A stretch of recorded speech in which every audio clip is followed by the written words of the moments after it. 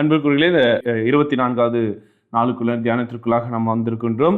வாசிக்க கேட்ட யோபு 42ஆம் அதிகாரம் வசனங்கள் 1 முதல் 6 வரை நாளை நாம் படிக்க கேட்டோம். இந்த பகுதிக்குள்ளாக நாம் ஆழ்ந்து சிந்திப்பதற்கு முன்பாக யோபுடைய புத்தகத்தை, அந்த சரித்திர புத்தகத்தை நாம் ஒருமுறை அதனுடைய பின்னணி, அதனுடைய வரலாறு, அதனுடைய காலம் என்பதை நம்ம ஆராய்ச்சி செய்து பார்க்கும்பொழுது இன்னும் கூடுதலான நிறைய காரியங்களை நாம் கற்றுக்கொள்ள முடியும். குறிப்பாக நம்முடைய திருமறையுடைய அந்த புத்தகங்கள், ஒருவேளை திருமறை பல நூல்களை உள்ளடக்கிய ஒரு புத்தகம்.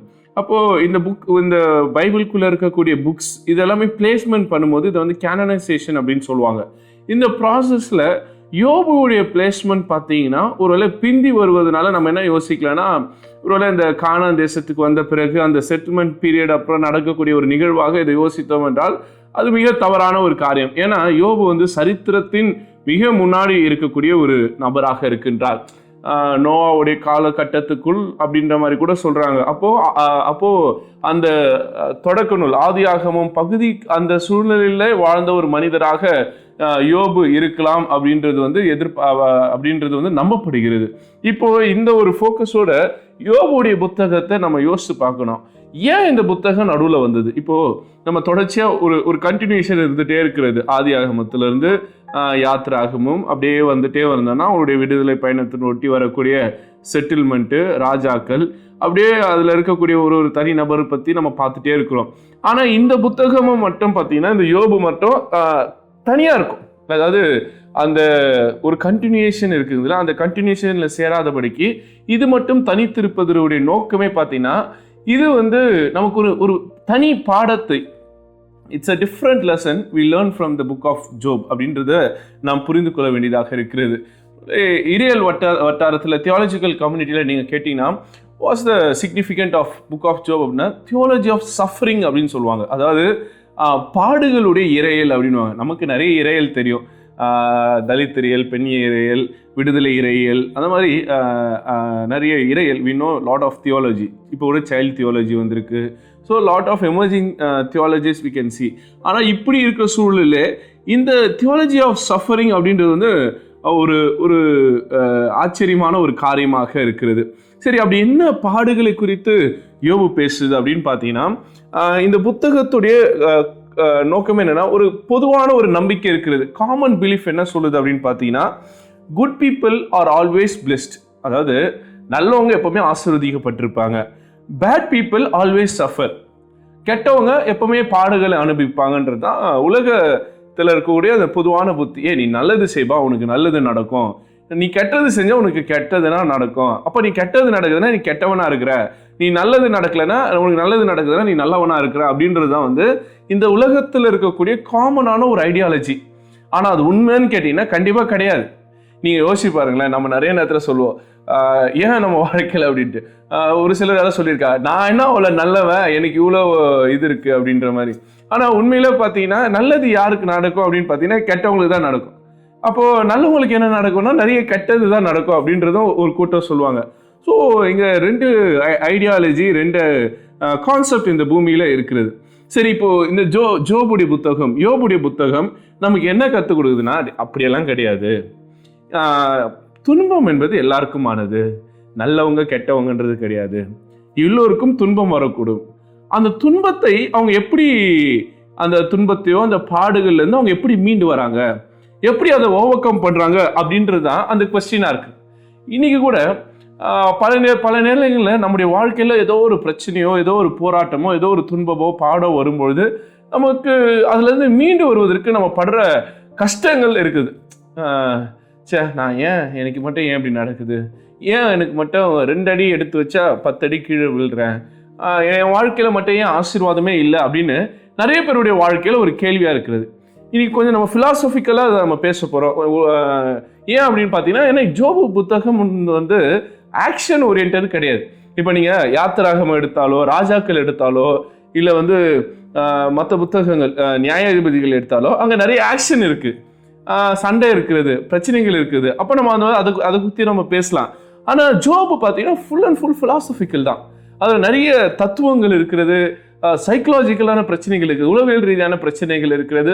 ஸோ இதை ஹேண்டில் பண்ணும்போது நம்ம கொஞ்சம் இந்த சைக்காலஜி, ஃபிலாசபி இதெல்லாமே நம்ம பேசி ஆக வேண்டியதாக இருக்கிறது.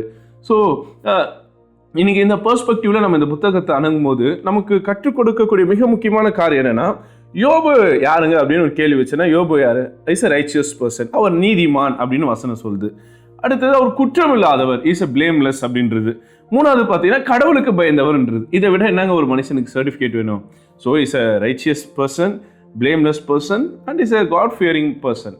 ஸோ அவர் அப்படி இருக்கார், உயரத்தில் இருக்கிறார், நல்லவர் அப்படின்னு சொல்லக்கூடிய அளவில் இருக்கிறார். இப்போ அவருக்கு இருக்கிற பிரச்சனை என்ன? எட் ஹி லாஸ்ட், எல்லாத்தையும் அவர் இழந்து போகிறார். என்ன இழந்து போகிறார்? அவருடைய வெல்த் இழந்து போகிறார், அவருடைய பிள்ளைகளை இழந்து போகிறார், அவருடைய ஹெல்த்தை, அவருடைய சரீரத்தின் சுகத்தை இழந்து போகிறார். So he lost his wealth, he lost his health, he lost his children. So டோட்டலாக அவருடைய வாழ்க்கையில் மிக மிக பெரிய இழப்பை நாம் பார்க்கின்றோம். சரி, இப்போ இழப்புகளை சந்தித்த, இவ்வளோ பெரிய பாடுகளை சந்தித்த யோபுடைய வாழ்க்கையில் நம்ம யோசித்து பார்ப்போம் என்றால், இங்கே ஒரு டீப்பான தியாலஜிக்கல் கான்செப்ட் கொண்டு வராங்க. Suffering is not always A punishment. ஏன்னா இந்த உலகம் நம்ம சின்ன வயசுலேருந்து கற்றுக் கொடுக்கறதுனா, ஏதோ ஒரு அடிபட்டுருச்சு, ஏதோ ஒரு பிரச்சனை வருது, ஏதோ ஆக்சிடென்ட் ஆயிடுச்சு, நீ ஏதோ தப்பு பண்ணியிருக்க, அதனால தான் உனக்கு இந்த தண்டனை, உனக்கு ஏதோ கஷ்டம், நீ ஏதோ ஒரு தவறு பண்ணக்கூடாது பண்ணிட்ட, அதனால தான் உனக்கு இந்த பாடு அப்படின்னு சொல்லுவாங்க. அப்போது இதை நிறைய சமயங்களில் நம்முடைய வாழ்க்கையில் கேட்டிருப்போம். சின்ன வயசில் கூட எங்கள் அம்மா சொல்லுவாங்க, நான் ஏதாவது எனக்கு ஃபீவர் வந்துட்டாலோ, கோல்டு வந்துட்டாலோ, இல்லை ஏதாவது ஒரு இது இருந்தாலும், நீ ஏதோ தப்பு பண்ணுற, அதனால தான் உனக்கு கடவுள் இதெல்லாம் அனுமதிக்கிறாரு, காட் அலோவ் பண்ணுறாரு, ஸோ நீ அந்த தப்பெல்லாம் பண்ணக்கூடாது அப்படின்வாங்க. ஸோ நான் சின்ன வயசுலேருந்தே நான் அதை யோசிச்சிருக்கேன். எதுவும் பண்ணல, ஏன் என் வாழ்க்கையில் இது? அப்போ நான் யோசிப்பேன், என்னோட மோசமான தப்பு பண்ணுறவங்கலாம் இருக்கிறாங்க, நான் என் ஃப்ரெண்ட்ஸ் எல்லாம் இப்படி பண்ணுறாங்க, நான்லாம் எதுவுமே பண்ணல, நான் சினிமாவுக்கு போக மாட்டேன், எது பண்ண மாட்டேன், அப்போ நான் சர்ச்சுக்கு எல்லாமே போகிறேன், நல்லா இருக்கேன், எல்லா விஷயத்துலையும் நான் கரெக்டாக இருக்கேன். ஆனால் எனக்கு மட்டும் ஏன் இப்படி இருக்குது? என் ஃப்ரெண்ட்ஸ் எல்லா வேலையும் செய்கிறாங்க, ஆனால் அவங்கள மட்டும் ஏன் அவங்களுக்கு கஷ்டம் வர மாட்டேங்குது, ஏன் அவங்களுக்கு பலவீனம் வர மாட்டேங்குது அப்படின்ற ஒரு கேள்வி எப்பவுமே எனக்கு இருக்குது. நான் எப்போ இந்த ஒரு டீனேஜர்ஸில் நான் இந்த ரட்சிப்புன்ற ப்ராசஸ்குள்ளே வரும்போது, அந்த சால்வேஷனை நான் ஏற்றுக்கொள்ளும் போது, இயேசுவின் சொந்த ரட்சகராக ரொம்ப எங்கேஜில் நான் எடுத்துக்கிட்டேன்.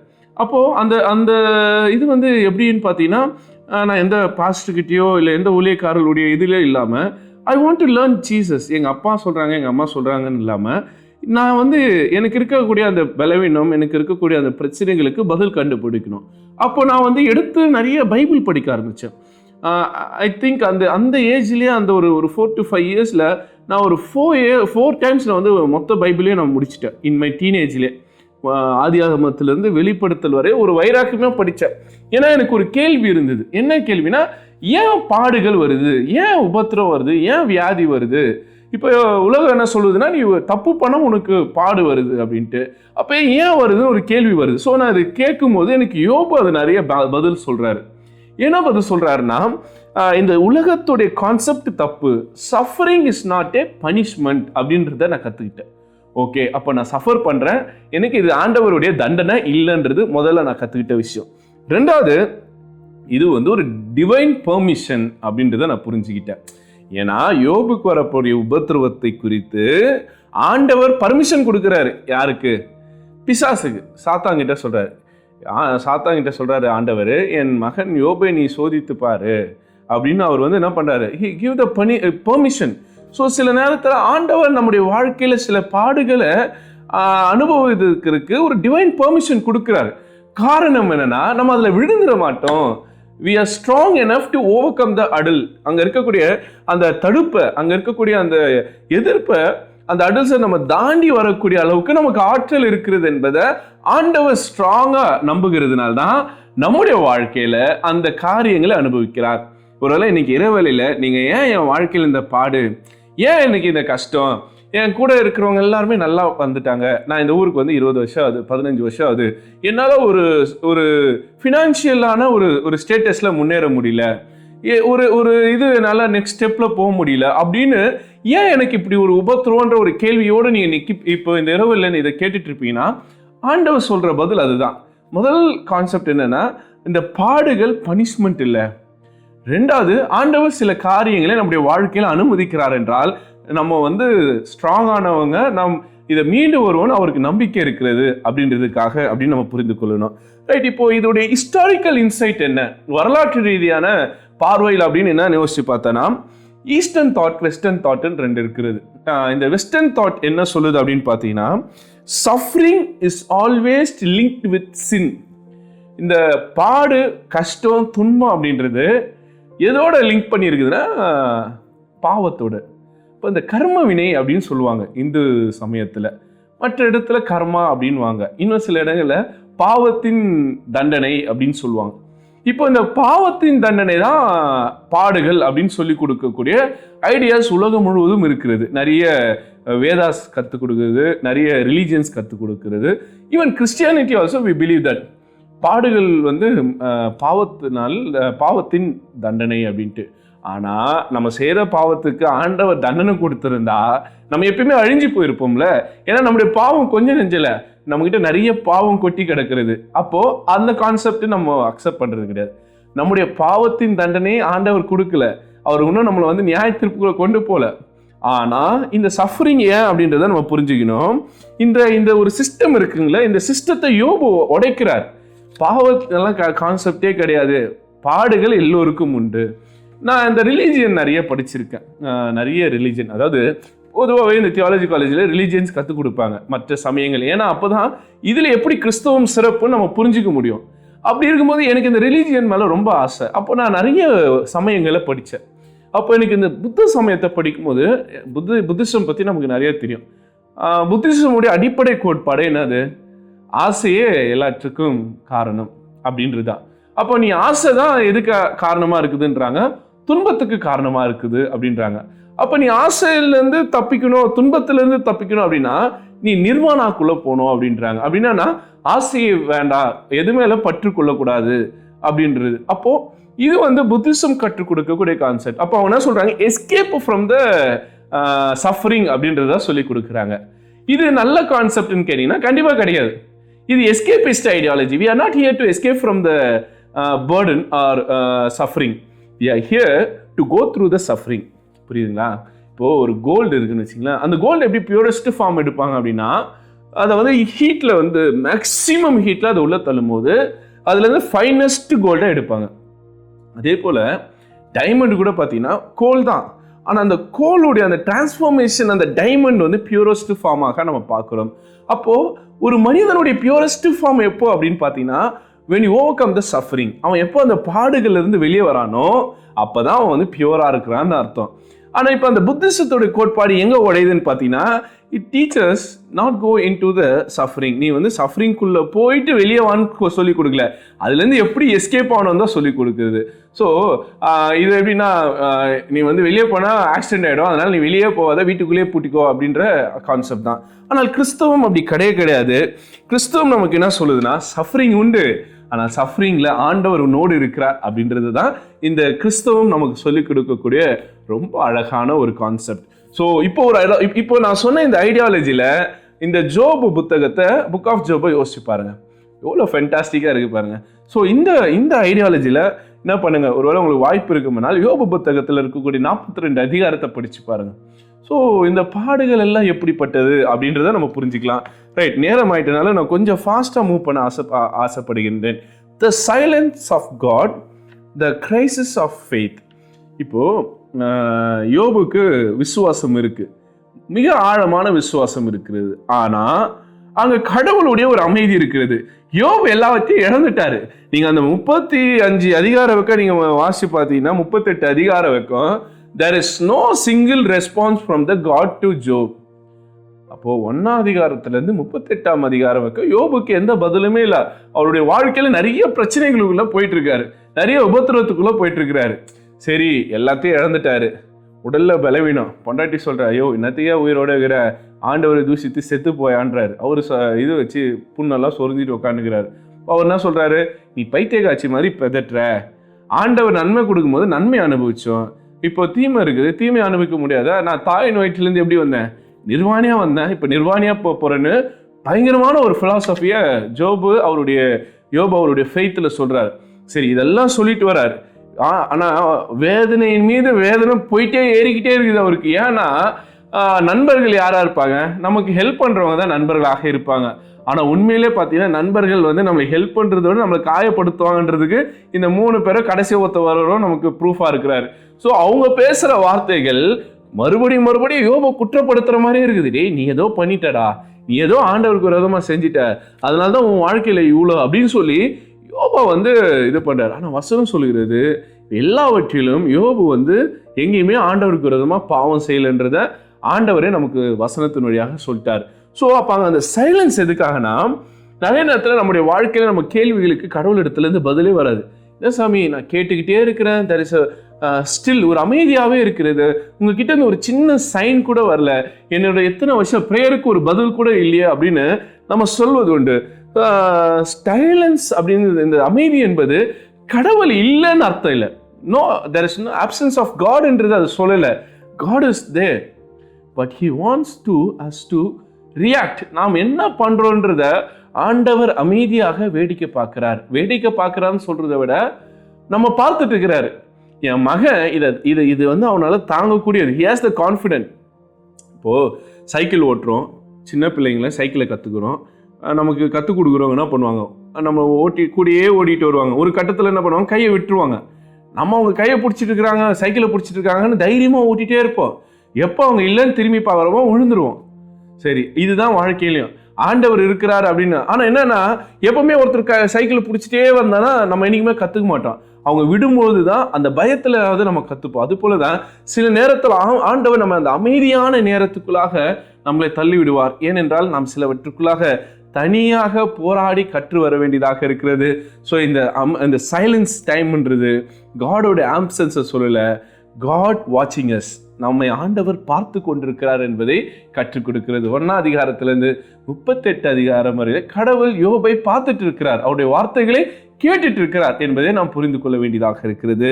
அடுத்தது டேர்னிங் பாயிண்ட்னு ஒன்று இருக்குது. எல்லார் வாழ்க்கையில இந்த டேர்னிங் பாயிண்ட் உண்டு. ஜோபுடைய வாழ்க்கையில இந்த டேர்னிங் பாயிண்ட் உண்டு. ஸோ இந்த ஸ்டில்னஸ்க்கு அப்புறம், இந்த ஆண்டவருடைய அமைதிக்கு அப்புறம் ஒரு எதிர்பாராத ஒரு யூட்டர்ன் நம்முடைய வாழ்க்கையில் நடக்கும். அதுக்கும் ஃப்ளாட்டாக போயிட்டே இருக்கிற வாழ்க்கை ஆண்டவர் ஒரு பீக்குக்கு எடுத்துகிட்டு போவார் பாருங்க.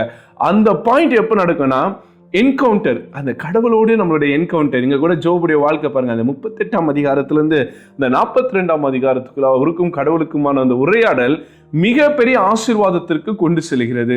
இன்றைக்கும் நமக்கு அந்த ஸ்டில்னஸ்க்கு அப்புறம், அந்த அமைதிக்கு அப்புறம் வரக்கூடிய அந்த உயர்வு கர்த்தருடைய அந்த என்கவுண்டராக இருக்கும். அதனால அதுக்கு வர வைக்க நம்ம உறுதியாய் காத்திருக்க வேண்டியதாக இருக்கிறது. அதில் பார்த்தீங்கன்னா, where were you when I laid the foundation of the earth ன்னு ஆண்டவர் ஜோபை பார்த்து கேட்கிறார். நான் இந்த பூமிக்கு அஸ்திவாரம் போட்டேன் பத்தியா, அப்ப நீ எங்க இருந்த அப்படின்னா, நான் இந்த பூமி உருவாவதற்கு முன்பதிலிருந்து நான் இந்த பூமியில தான் இருக்கிறேன். I was there from the beginning. அதனால உன் வாழ்க்கையில எல்லா நிலையிலும் நான் உன்னோடு இருக்கிறேன்னு சொல்லி அவர் அழகா சொல்லுகிறார். அப்போ யோபு என்ன சொல்றார், why is this happening, ஏன் இது நடக்குதுன்னு கேட்காத, இதுல எப்படி நான் மீண்டு வர போறேன், நான் எப்படி இதுல ஜெயித்து வர போறேன், அதை ஃபோக்கஸ் பண்ணு அப்படின்றது தான் வந்து ஆண்டவர் ஜோபு வழியாக நமக்கு கற்றுக் கொடுக்கிறார். அதனால அடுத்த உபத்திரவமோ அடுத்த பாடோ வாழ்க்கையில வரும்போது, ஏன் ஆண்டவரே எனக்கு அப்படின்னு கேட்காதீங்க. ஆண்டவரே நான் இதை எப்படி மீண்டு வர போறேன்றதை கேளுங்க. ஆண்டவர் நமக்கு உதவி செய்ய வல்லவராக இருக்கிறார். அடுத்தது யோபு 42ஆம் அதிகாரம் 5ஆம் வசனத்தை வாசிப்போம் என்றால், என் காதினால் உம்மை குறித்து கேள்விப்பட்டேன், இப்பொழுதோ என் கண் உம்மை காண்கிறது. எவ்வளவு அழகான ஒரு வாக்குத்தத்தம். அவர் விசுவாசத்திலே பார்க்காம ஆண்டவரை நம்பிட்டு இருந்தார். ஆனா அவர் இந்த டஃபஸ்ட் டைம்குள்ள போயிட்டு வெளியே வரும்போது, he encounters the God, he can see the God, அந்த ஆண்டவரை பார்க்க முடிகிறது. பல நேரங்கள்ல இப்படிப்பட்ட உபத்திரமான நேரங்கள்ல, கஷ்டமான நேரங்கள்ல இருந்து நாம் மீண்டு வரும்போது அந்த தெய்வத்தை, அந்த ஆண்டவர், அந்த சாமியை நம்ம கண்ணால பார்க்க முடியும். அந்த அனுபவம் தான் அந்த பாடுகள் நமக்கு கொடுக்குது. இந்த பாடு இல்லைன்னா அந்த என்கவுண்டர் வித் கிரைஸ்ட்ன்ற அந்த அனுபவமே நமக்கு கிடைச்சிருக்காது. அதனால be happy for all the sufferings. நம்முடைய வாழ்க்கையில் இருக்கிற எல்லா பாடுகளுக்காக சந்தோஷப்படுங்க. ஏனென்றால் அதோடைய நிறைவில் ஆண்டவரை நாம் அனுபவிப்போம், ஆண்டவரை நாம் பார்க்கவும், ஆண்டவரை நாம் தரிசிக்கவும் அது வாய்ப்பளிக்கும் என்பது யோபு வழியாக நாம் கற்றுக்கொள்கின்ற செய்தியாக இருக்கிறது. அடுத்தது 6ஆம் வசனத்தை பார்ப்போம் என்றால், 6ஆம் வசனம் இப்படியாக சொல்லுகிறது, ஆகியால் நான் என்னை அருவருத்து தூளிலும் சாம்பலிலும் இருந்து மனஸ்தாபப்படுகிறேன் என்றால், கர்த்தர் இந்த வார்த்தைகள் யோபோடு பேசின பின் கர்த்தர் தோமையான எலிப்பியாசை நோக்கி, உன்மேல் உன் 2 சிநேகிதர் மேலும் எனக்கு கோபம் ஒழுகிறது. என் தாசனாக யோபு பேசினது போல நீங்கள் என்னை குறித்து நிதானமாய் பேசவில்லை. இப்போ ஆண்டவர் அந்த நிதானம்ன்றதை நம்மகிட்ட எதிர்பார்க்கிறார். பல நேரங்களில் பாடுகள் வரும் பொழுது அந்த நிதானம் என்பது நம்ம இடத்துல போயிடுது. கோபம் வந்த உடனே ஆட்டோமேட்டிக்காக நம்ம என்ன ஆயிடுறோம், அந்த நிதானத்தை இழந்து போயிடுறோம்.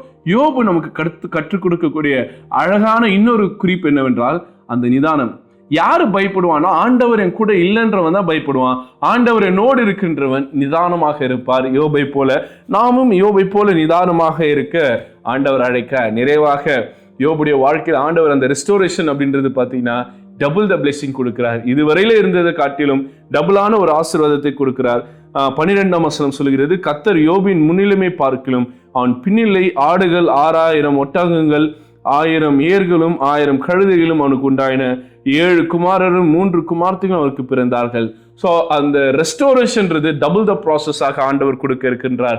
ஸோ அதனால நம்முடைய வாழ்க்கையில் இப்படிப்பட்ட உபத்திரங்கள் நல்லது. இந்த உபத்திரம் வழியாக ரெட்டிப்பான நன்மைகளையும் ரெட்டிப்பான ஆசீர்வாதங்களையும் ஆண்டவர் நம்முடைய வாழ்க்கையில கட்டளையிட அவர் வல்லவராக இருக்கிறார். அதனால யோபுடைய சரித்திரம் நான் ஒரு ரொம்ப நட்சல்ல கொடுத்துருக்கிறேன். ஸோ இந்த ஒரு அண்டர்ஸ்டாண்டிங்கில், இந்த ஒரு பெர்ஸ்பெக்டிவ்ல நீங்கள் வாசி பாருங்களேன். யோபுடைய சஃபரிங் நமக்கு ஒரு மிகப்பெரிய பாடத்தை கற்றுக் கொடுக்கும். ஒரு சின்ன கதை ஒன்று படிக்க கேட்டேன். ஒரு சின்ன பையன் அவங்க அம்மாவோட ஒரு குரோக்கடைல் பார்க்குள்ளே போயிட்டு இருக்கும்போது இந்த பையன் தெரியாமல் அந்த குரோக்கடைலுடைய அந்த முதலை பண்ணையில் இருக்கக்கூடிய ஒரு குரோக்கடைல் கிட்ட அப்படி அந்த இது நடந்து போகும்போது ஒரு முதலை வந்து அவனுடைய காலை எக்கி பிடிச்சிருச்சு. அவங்க அம்மா விடவே இல்லை அந்த பையனை. இவ்வளோ பிடிச்சவனு அந்த முதலையிலிருந்து காப்பாற்றணும்னு பார்க்குறாங்க. ஆனால் அந்த முதலையும் விடல. அவனுடைய காலை அது பிடிச்சி நல்லா கடிக்க ஆரம்பிக்கும் போது அவங்க அம்மாவும் சரி பயத்தில் விட்டுருவாங்க அப்படின்னு எல்லாரும் எதிர்பார்த்துருக்கும் போது அந்த அம்மா கடைசி வரைக்கும் அவனுக்கு கையில் அடிபடும் போது கூட அவங்க உறுதியாக அவனுடைய கையை பிடிச்சிருக்கும் போது அங்கே இருந்த பாதுகாவலர் வந்து அந்த முதலையை வந்து இன்ஜெக்ட் பண்ணி அது மேலே ஒரு இது போட்டு அதை வந்து துரத்தி விட்டாங்க. இப்போது அவனுடைய காலில் ஒரு மிகப்பெரிய ஒரு அடி. பல வருஷம் போன அப்புறம் அவனிடத்துல ஒரு கேள்வி கேட்குறாங்க. அந்த பையன் வளர்ந்த பிறகு, உங்கள் காலில் இவ்வளோ பெரிய தழும்பு இந்த முதலை கொடுத்துருக்கிறது, இந்த வலியை யோசிச்சு நீங்கள் என்றைக்குன்னா வருத்தப்பட்டிருக்கிறீங்களா அப்படின்னும் போது அந்த பையன் அழகாக சொன்னான், என் கால்களை விட என் கையில் நிறைய தழும்புகள் இருக்குது. அது முதல்ல கொடுத்ததுன்னா இது எங்கள் அம்மா கொடுத்தது. ஆனால் இந்த தழும்புகளை நான் ரொம்ப மகிழ்ச்சியாக பார்க்குறேன். ஏன்னா என் வாழ்க்கையில் அவ்வளோ பெரிய பிரச்சனை இருக்கும்போது எங்கள் அம்மா என் கையை பிடிச்சி என்னை அந்த பிரச்சனைக்குள்ளே விடாதபடிக்கு என்னை பாதுகாத்தாங்களே, அந்த ஒரு உறுதி எனக்கு அது கொடுக்குது அப்படின்னு சொன்னான். இதே போல தான் நம்முடைய வாழ்க்கையில் பல நேரங்களில் சஃபரிங் பிரச்சனைகள் வரும்பொழுது ஆண்டவர் நம்ம கையை விடுறதே கிடையாது. நம்ம விட்டால் கூட அவர் நம்மை உறுதியாக பிடித்திருக்கிறார். ஒரு நாள் அதை நாம் உணர்ந்து கொள்வோம். இதை நாம் யோபுடைய சரித்திரத்தின் வழியாக கற்றுக்கொண்டோம். கர்த்தர் தாமே இந்த வார்த்தைகளை ஆசீர்வதிப்பாராக.